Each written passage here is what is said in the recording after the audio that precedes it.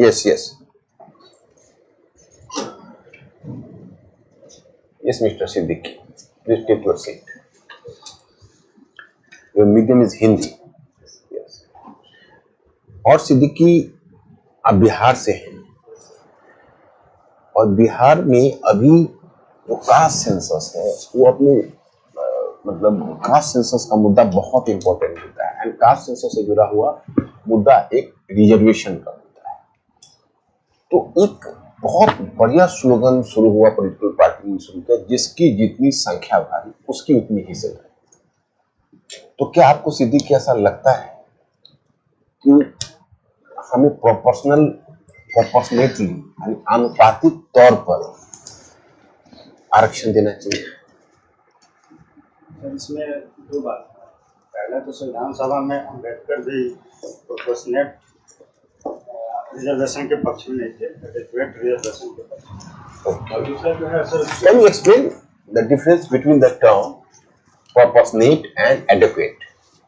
Adequate मतलब sir उतनी representation हर community को मिलनी चाहिए, तो मतलब एक डेलिब्रेटिव और पार्टिसिपेटरी डेमोक्रेसी में होता है। और प्रोपोर्शनेट का मतलब होता है कि जिनकी जिनकी संख्या जैसी है उसके अनुसार सबको मिले। तो इसमें 16(1) जो है सर वो रूल है, 16(4) जो है वो एक्सेप्शन है। तो एक्सेप्शन को रूल बनाना मुझे, और बहुत से ऐसे MR बालाजी केस हैं या बहुत से ऐसे केस हैं जहाँ पे ये मतलब ये स्थापित हुआ कि प्रोपोर्शनेट रिप्रेजेंटेशन और उसके पक्ष में। अच्छा, जाति जनगणना क्या उचित है? ये तो समाज में डिवीजन लाता है। आपका बिहार का सोसाइटी वैसे भी बहुत कास्ट बेसिस पर डिवाइडेड है, तो आप वहां पर कास्ट सेंसस ला रहे हैं तो और भी ज्यादा कास्ट कॉन्फ्लिक्ट बढ़ेगा। वहां भी आप देखते हैं कि कास्ट वॉर होता है, वायलेंस होता है। कई बार आपने देखा है कि पूरे के पूरे गांव का सफाया कर दिया जाता है। आए दिन न्यूज़पेपर में देखने को मिलता है। कास्ट सेंसस क्या अच्छी चीज? तो मुझे लगता है कि अगर हम रिजर्वेशन की पॉलिसी हमने अपनाई तो उसका मूल्यांकन करने के लिए कास्ट सेंसस जरूरी है, क्योंकि हम एक टारगेटेड अप्रोच अपना सकते हैं या जो भी हम प्लानिंग नए कार्यक्रम बना रहे हैं वो भी सही लाभार्थियों तक पहुँचे। इसके लिए भी जरूरी है कि हमारे पास अच्छा, अभी तक हम कैसे काम करें? जैसे आपने देखा कि BP मंडल ने जो आरक्षण लाया, जिसको आप that is correct Mandal commission, उसका रिकमेंडेशन में लागू किया। कास्ट सेंसस नहीं था तो हम कैसे काम चला रहे हैं?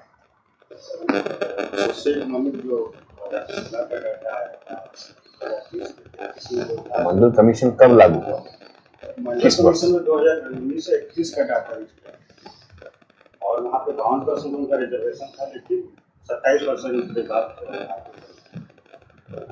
अभी उसके बाद कोई खास सेंसस हुआ नहीं। अच्छा, तो ये मुसलमानों में कैटेगरी होता है उसको पासमंदा मुस्लिम्स का, सुना है आप? क्या मतलब? तो पासमंदा दो तरह के कॉन्सेप्ट है, अशराफ और अजलाफ। जो पसमानदा है उनका भी वो OBC वाली कैटेगरी ज़्यादा है। अच्छा, ये बिहार में अभी जो कास्ट सेंसस हुआ है उसमें पासमंदा मुस्लिम्स का क्या रिप्रेजेंटेशन दिख रहा है और जिसको आप अशराफ मुसलमान कहते हैं, क्या फर्क है? अशराफ सर जो शेख हैं, पठान हैं, बड़ी जाति हैं, वो उनका क्या क्या प्रोपोर्शन है, उनका क्या परसेंटेज है दोनों के पॉपुलेशन का? लगभग 75 से 80 76% जो जनसंख्या है वो पसमानदाओं और उसमें, लेकिन बिहार में जो अपर कास्ट के मुस्लिम नहीं है उनके भी सोशल इकोनॉमिक हालात बहुत अच्छे हैं। तो ये एक पॉलिटिकल नैरेटिव में ये चलता है पासमानदा और अशरफ, लेकिन अगर हम रंगनाथ मिश्रा कमेटी देखते हैं, अपना रिपोर्ट देखते हैं, तो लगभग जो मुसलमानों की हालत है वो क्रॉस दी कास्ट तो बहुत बेहतर नहीं है। तो आप चाहते हैं कि सभी को रिजर्वेशन मिले, पूरे मुसलमानों को रिजर्वेशन? इसमें रिजर्वेशन चाहता या नहीं चाहता, मैं चाहता हूँ कि एक मुसलमानों का एक डिटेल स्टडी होना चाहिए आज के संदर्भ में, उनके रिप्रेजेंटेशन को लेकर, उनके सोशल इकोनॉमिक स्टेटस को लेकर एक डिटेल स्टडी की जरूरत है, क्योंकि जनाब कुंदन ने जो कहा इक्वल अपॉर्चुनिटी इंडेक्स बनाने की बात है या डाइवर्सिटी इंडेक्स बनाने की बात है, तो उस पर बहुत ज़्यादा काम हुए हैं। तो ये फिर एक ऐसा समय आ गया है कि जहाँ अच्छा, ये जो बात चल रही है कि भाई ये एससी स्टेटस मिलना चाहिए मुस्लिमों को कि कुछ लोगों को, आप इस बात से सहमत है? सर इस बात में दो पक्ष हैं, ये मामला सुप्रीम कोर्ट है। जो इसके पक्ष में है वो कह रहे हैं कि सुप्रीम कोर्ट और रघुनाथ मिश्रा जो कमेटी है उन्होंने भी कहा कि जैसे एसटी बिना कास्ट के एसटी की पहचान की जाती है तो वैसे वो उनका भी हो सकता है। और सुप्रीम कोर्ट पहले भी कह चुका है कि धर्म बदलने से सोशो इकोनॉमिक कंडीशन नहीं बदलती। लेकिन जो इसके विपक्ष में है उनका ये तर्क है कि जो ये एससी का कॉन्सेप्ट है उसमें भेदभाव और छुआछूत ज्यादा इम्पोर्टेंट। नहीं तो आप क्या चाहते हैं? आप अपना विचार बताओ कि क्या मुसलमानों में एससी का स्टेटस होना चाहिए? सर इसके लिए मैं ये चाहता हूँ कि इसका स्टडी और सरकार ने जो बालाकृष्ण कमेटी बनाई है उसके स्टडी कर रही है। और मुझे लगता है कि मैं इस पक्ष में हूँ कि सोशल इकोनॉमिक कंडीशन नहीं बदलता है सर। अगर धर्म बदलने से भी किसी का सोशल इकोनॉमिक कंडीशन नहीं बदलता। अच्छा चलिए, आप मेरे एक सवाल का जवाब दीजिए कि आपने, आपका फिलोसफी आपका सब्जेक्ट है, एक बड़ा ही ग्रेट फिलोसोफर है, जितनी भी आज तक मैंने स्कॉलर देखे उसकी तारीफ बहुत ज्यादा की, इमानुएल कांट। इमानुएल कांट में ऐसा क्या है? What is the specific of Immanuel Kant? तो उनका सबसे बेस्ट पॉइंट है कि वो मध्यम मार्ग है, वो समन्वयन करते हैं। जो ह्यूम ने ज्ञान का दरवाजा बंद कर दिया था, फिजिक्स और विज्ञान के सारे ज्ञान को उसने संशयवाद में बदल दिया। और जो फिर ह्यूम ने धर्म का जो रास्ता, आस्था का रास्ता बंद कर दिया। तो कांट ने अपना जो फिलॉसफी तैयार की उसमें धर्म और विज्ञान के बीच में समन्वय किया और फेनोमेना और न्यूमेना का जो बंटवारा किया। एक फेनोमेना न्यूमेना का हिंदी में बताएं क्या मतलब? फेनोमेना होता है कि जब भी टाइम और स्पेस के द्वारा जो सेंसेशन हमें मिलते हैं हम उसी के बारे में ज्ञान प्राप्त कर सकते हैं, हमारे ज्ञान की वो सीमा है। लेकिन थिंग इन इटसेल्फ, वस्तुएं अपने आप में कैसी हैं ये नहीं जाना जा सकता। इसको कहते हैं न्यूमेना कहते हैं। अच्छा चलिए, एक बात बताइए, बुद्धिवाद और अनुभववाद का क्या है? सर बुद्धि और अनुवाद में जो मौलिक फर्क है, बुद्धिवाद अनुभववाद अनुभववाद में जो मौलिक फर्क है, तो बुद्धिवाद ये समझता है कि हमारे जितने नॉलेज है इनेट आइडिया है, जन्मजात होते हैं और से उस नॉलेज का अंदर से प्रकाशन होता है। लेकिन अनुभववाद कहता है कि हमारा जो है पूरा कागज है, जैसे लॉक ने कहा कि टेबुला रासा, हमें जितना भी ज्ञान मिलता है वो बाहर के अनुभव से ही मिलता है। ये मौलिक फर्क है। ये कोई कॉन्टेम्पररी फिलोसोफर का नाम? मुझे अभी जो याद आ रहे हैं वो अमेरिका के यूनिवर्सिटी, अभी नाम मैं भूल रहा हूँ सर। आप नोम चॉम्स्की का नाम? Noam Chomsky. आपकी हॉबीज है राइटिंग उर्दू पोएट्री, ठीक है, तो गजल और नज्म में क्या डिफरेंस होता है? गजल में और नज्म में क्या डिफरेंस होता है? सर नज्म जो है एक ही मौजू पे लिखी जाती है, उसका सब्जेक्ट एक ही होता है थ्रू आउट द। और जो गजल है उसके हर कपलेट या उसके हर शेर अलग अलग मौजू को, अलग अलग फिलोसफी को बताता है। अच्छा, तो वो एक बहुत ही स्वतंत्र विधा है जिसमें बहुत से फिलोसफी को शामिल किया है। ठीक है, तो ऐसे कोई आप गजल का मतलब शायर का नाम बताइए। मिर्जा गालिब के कंटेम्प्रेरी, मिर्जा गालिब जो सबको जानता है। मीर तकी मीर। अच्छा, और सभी मिर्जा गालिब के कंटेम्प्रेरी मुझे मोमिन थे, जॉब थे, इतने फेमस लोग नहीं जान रहे हैं आप? जान रहे हैं, मतलब अभी रिकॉल। अच्छा, एक इब्ने इंसा करके बहुत ये थे, क्यों फेमस थे? इब्ने इंसा सर मैं इनको बहुत ज़्यादा पढ़ा नहीं, तो नाम सुना है लेकिन मैं बहुत ज़्यादा, ठीक है, हॉबी है, मैं रिगरसली। ठीक है। तो उसमें पंजाबी का भी एक उसमें रोल था आपके उर्दू पोएट्री में, इसको सी हार्फी बोलते हैं। नाम सुना है आपने सी हार्फी का? जैसे कोई गजल का कपलेट शुरू हो रहा है ते से, फिर दूसरा शुरू होगा ते से, फिर पे से, ऐसे करते थे। इसका नाम नहीं सुना है? तो गजल छोड़ के चलिए अब क्रिकेट पे आ जाइए। ये तो आपका बहुत अच्छा शौक लग रहा है, इसमें लिखा हुआ है। तो शौक ही लग रहा है, ये नॉलेज तो आपको थोड़ा सा कमी लग रहा है इसमें। क्रिकेट के बारे में आपसे पूछना चाहता हूँ मैं कि अभी जो मैच चल रहा है अंडर 19 का वर्ल्ड कप, कहाँ पे हो रहा है? परसों ही तो इंडिया ने बांग्लादेश को हराया था, परसों। ओके, अगला वर्ल्ड कप कहाँ होने वाला है T20 का? 20 का वर्ल्ड कप तो इंडिया में है। अगला अगला अभी होने वाला है तुरंत? मुझे पता अभी होने वाला है। अच्छा, कंट्रीज पर यूएसए होस्ट कर रही है वेस्ट इंडीज के साथ। तो क्रिकेट में आप खेलते हैं, मतलब कल देखते हैं क्या? सिर्फ खेलता हूँ, देखता है। अच्छा, क्या खेलते हैं, मतलब बैटिंग करते हैं, बॉलिंग करते हैं? और ऑलराउंडर है यार। वैसा कोई ऑलराउंडर का नाम बताइए जो हार्दिक पांड्या के इंजर्ड होने की टीम में आया था, ये भी आया था हार्दिक पांड्या के इंजरी के बाद, अभी अफगानिस्तान सीरीज में खेला था वो, मैन ऑफ द सीरीज भी हुआ था। शिवम दुबे तो उनके उतना फेमस हो गया all of a sudden? Batting भी तेज करते हैं और बॉलिंग भी कर लेते हैं। तो उन्होंने तेज किया था बैटिंग क्या किसी मैच में? हाँ, लेकिन पहले मैच में शायद किया था। मैं देख शायद मत बोलिए, उसी में किया था। मैं शायद इसलिए कह रहा हूँ कि सर अभी मैं मैच नहीं देख रहा हूँ। मैं टेंशन में आप एग्जामिनेशन में। अच्छा अच्छा, एक आपका लास्ट शौक है, इसमें लिखा हुआ है पब्लिक स्पीकिंग।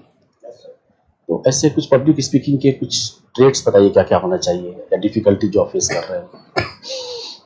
तो मुझे लगता है पब्लिक स्पीकिंग में सबसे बड़ी चीज होती है कि ऑडियंस की पहचान होनी चाहिए। अच्छा, तो कैसे होगी? मतलब किस कल्चर के ऑडियंस को एड्रेस कर रहे हैं, किस सोशियो इकोनॉमिक ऑडियंस को कर रहे हैं, इन्फ्लुएंसी ऑफ थॉट्स होना चाहिए, कॉन्फिडेंस होना चाहिए, और रिसाइटिंग का पावर होना चाहिए, कंपोजिंग डिलीवरी की पावर होनी चाहिए। ये मुझे लगता है ये सब बहुत बेसिक है। आप पे है तो क्या पब्लिक स्पीकर रही क्या हुआ? तो मुझमें है कि नहीं, मतलब मैंने पब्लिक स्पीकिंग बहुत किया। मैंने पूरे प्रधानमंत्री चंद्रशेखर के 7वें मंच से भाषण डालते थे। तो मुझे ये नहीं पता, बस मैं पब्लिक स्पीकिंग करता हूँ। अच्छा, ठीक है फिर। आज की तारीख 23 जनवरी, कुछ इम्पोर्टेंस बताएं कि क्या खास है? मैं इसको पराक्रम दिवस के रूप में मनाया। कौन सी जयंती मनाई जाएगी? आप इतनी महत्वपूर्ण देश को और ठीक है, कोई बात नहीं। ये बताएं कि लाल सागर जो संकट से अभी भारत में तेल की कीमत बढ़ सकती है, इसके बारे में अपने कुछ विचार बताएं। क्या हो सकता है, नहीं हो सकता है, क्या पॉजिटिव इम्पैक्ट होगा, नेगेटिव इम्पैक्ट? नेगेटिव इम्पैक्ट तो ये होगा कि तेल के दाम बढ़ेंगे और हमारे जितनी भी यूरोप के इम्पोर्ट एक्सपोर्ट है वो 80% वहीं से होगा। अभी जो आउटबाउंड इम्पोर्ट है हमारा 80% वहीं से होगा, वो बढ़ेगा। और इसमें क्या किया जा सकता है, जो अभी मिनिस्ट्री ऑफ कॉमर्स ने जो जितने भी एक्सपोर्टर्स हैं उनको अग्रिम क्रेडिट देने की सुविधा की अभी मीटिंग, क्योंकि महंगा हो रहा है वहाँ पे, शिपिंग महंगा हो रहा है, इंश्योरेंस करना पड़ रहा है। तो हम यही कर सकते हैं कि जो एक्सपोर्टर्स हैं उनको क्रेडिट एलिजिबिलिटी आसान कराएंगे, क्राइसिस को कम किया जा सकता है। दूसरा, भारत इस मामले में विश्व बंधुओं की भूमिका में आके अभी नीति आयोग की भी रिपोर्ट आई है मल्टी डायमेंशनल पॉवर्टी इंडेक्स को लेकर के, तो उसमें ये बताया जा रहा है कि बिहार में कितने परसेंट ऐसा बताया जाए कि गरीबी रेखा से बाहर हो गए, कुछ आंकड़ा दिया गया है। और कितना दिया गया था? 26%।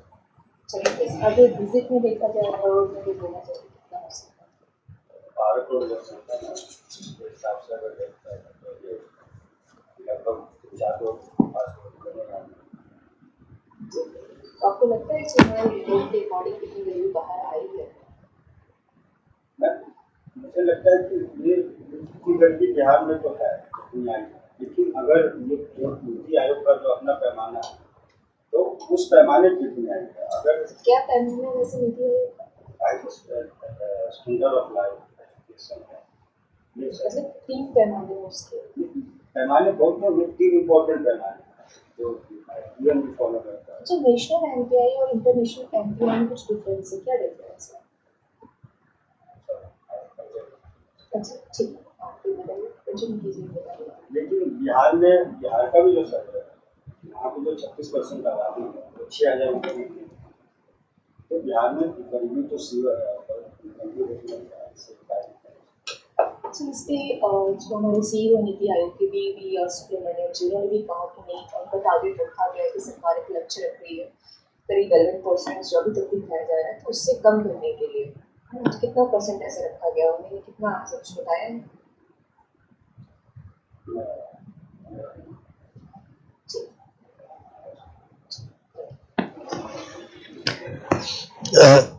Right now you are working with ENI. This which channel you are? AVP network.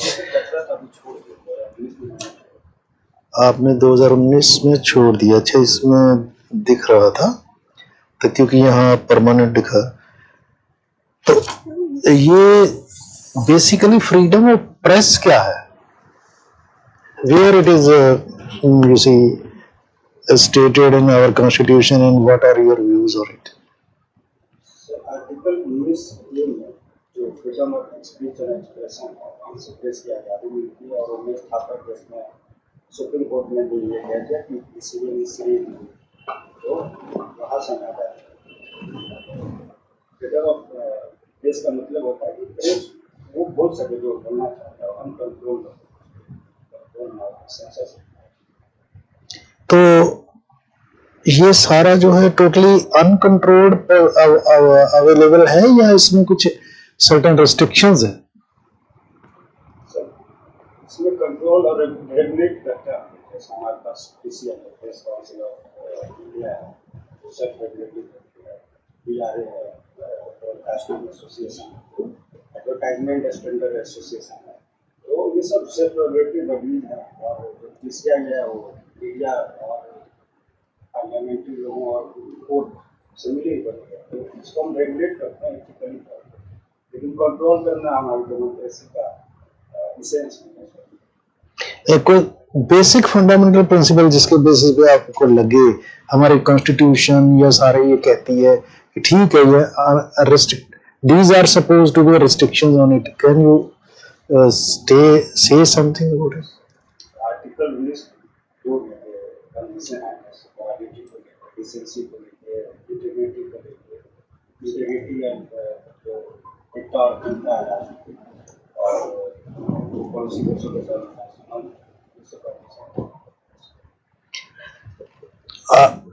Press को अल्टीमेटली हमारी ओवरऑल कॉन्स्टिट्यूशन में विच आर द बेसिक जिसे कहें हम स्तंभ हैं हमारी कॉन्स्टिट्यूशन के, कौन कौन से विंग है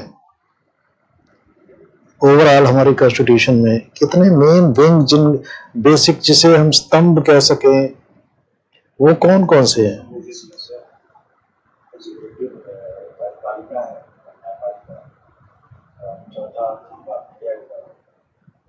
मीडिया कहा जाता है, राइट। तो ये जो मीडिया के कुछ ultimate what kind of you see, ये तो सेल्फ रेगुलेशन हो गया, एक आपने ये कहा मोरालिटी एंड ऑल दैट। तो इसके परिप्रेक्ष्य में व्हाट डू यू थिंक ये आज की डेट में how free is media? What are the media's roles in our you see overall running of the government and all that?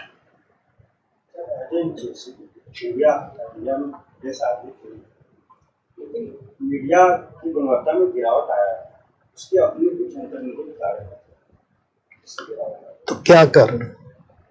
सबसे पहला कारण है उनका रेवेन्यू मॉडल। कॉर्पोरेट भारतीय न्यूज चैनल पे 2 से 5 रुपये खर्च करता है, मनोरंजन चैनल पे 20 से 22 रुपये खर्च करता है। इससे जो ऑपरेशनल कॉस्ट बढ़ता है तो फिर टीआरपी की रिस्क होती है और एडवर्टाइजमेंट के लिए जो गुणवत्ता है खर्च करता है।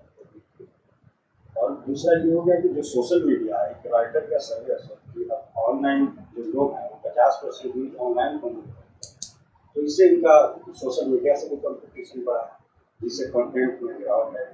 और तीसरा यह है कि मीडिया में डाइवर्सिटी की वोट मांगी, जिससे अलग अलग तरह के ओपिनियंस आ नहीं पाते हैं, और वो जो लेवल की थ्योरी है कि 33 होता रहना चाहिए, वो मीडिया में कम होता है।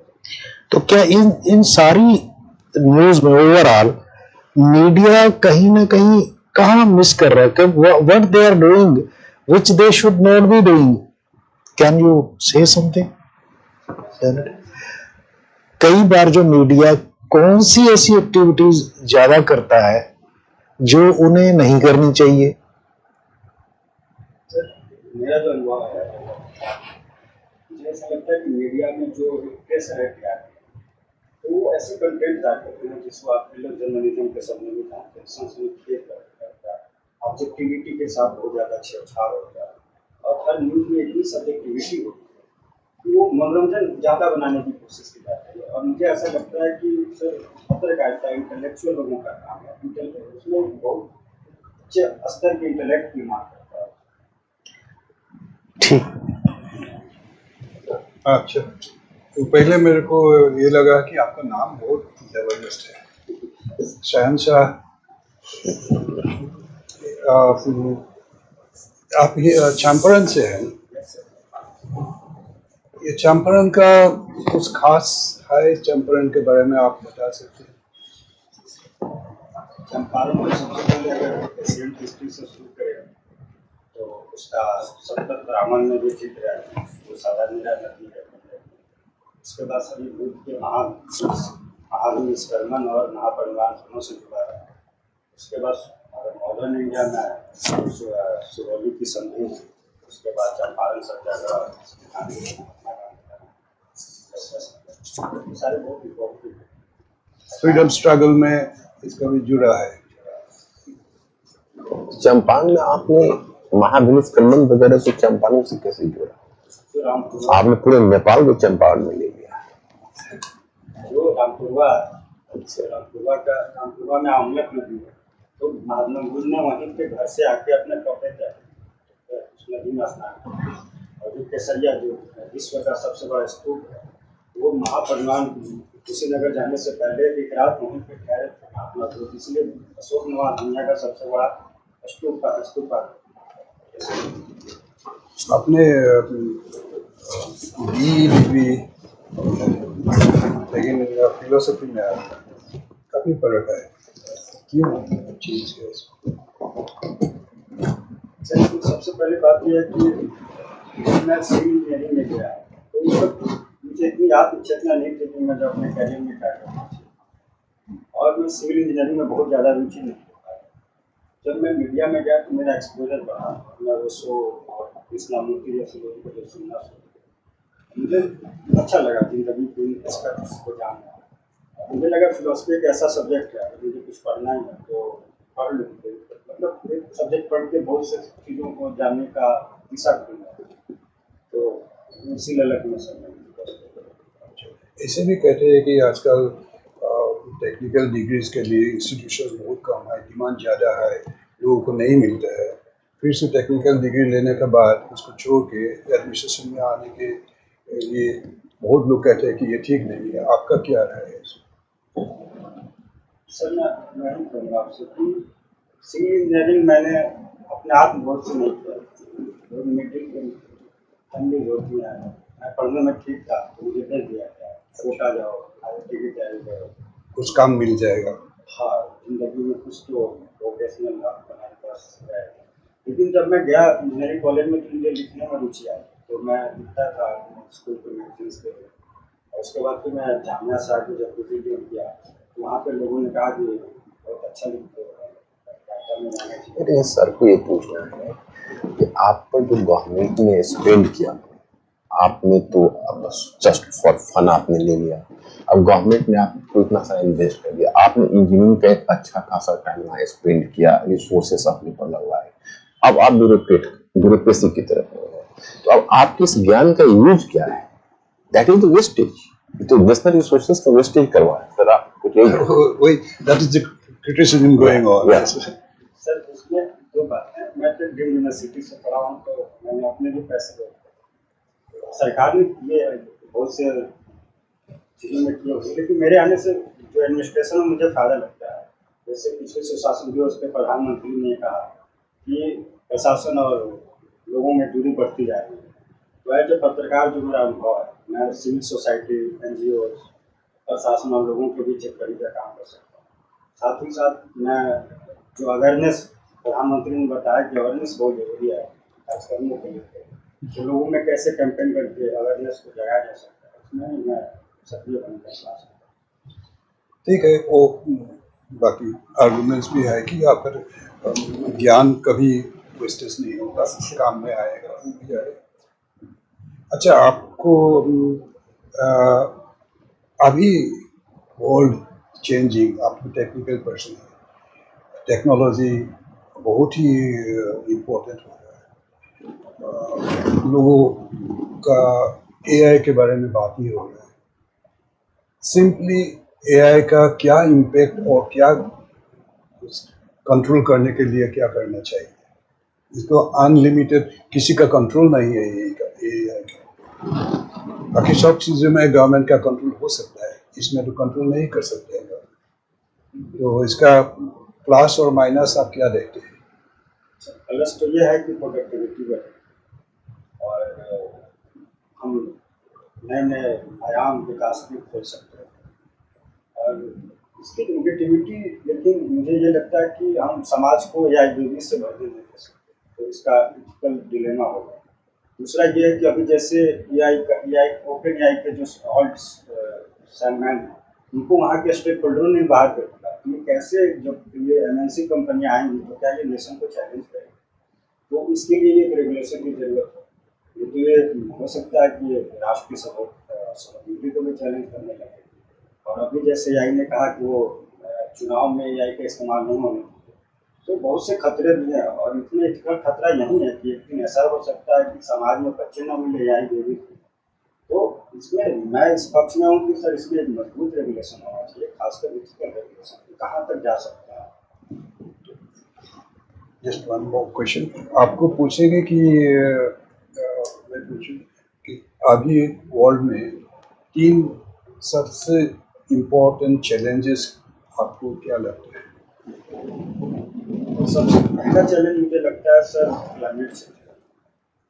और दूसरा सबसे बड़ा चैलेंज लगता है कि जो ये जियो इकोनॉमिक फिर से जियो पॉलिटिक्स की ओर जा रहा है, असल तौर पर इससे गरीबी बढ़ रही है और हम जो डेवलपमेंट की ओर जा रहे थे वो वहाँ से भटके हुए।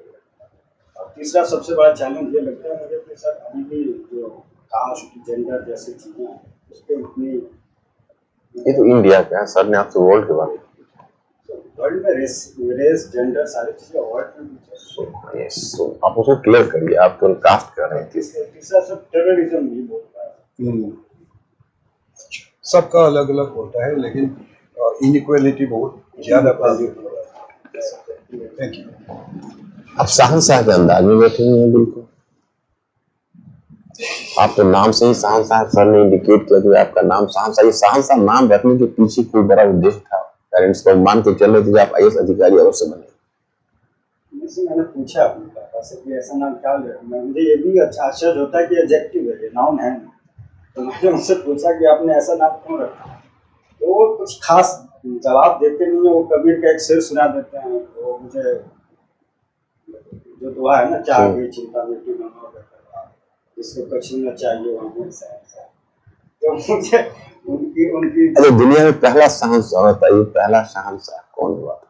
सर हाकामनी समाज का जो साइरस था शायद उसके लिए सबसे पहले Thank you. Now you can go. Your interview is over.